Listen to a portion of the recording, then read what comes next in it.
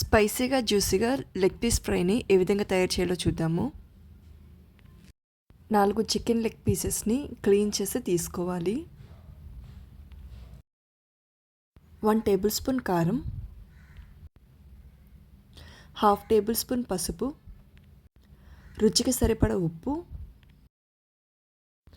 Garam masala 1 tea spoon,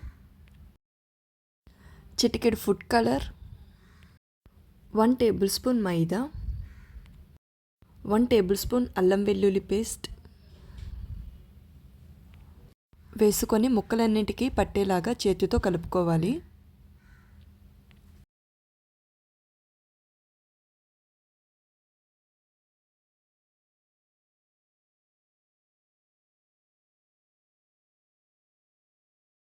one table spoon oil వేసుకొని ముక్కలన్నిటికీ పట్టేలాగా మళ్ళీ ఒకసారి కలుపుకోవాలి.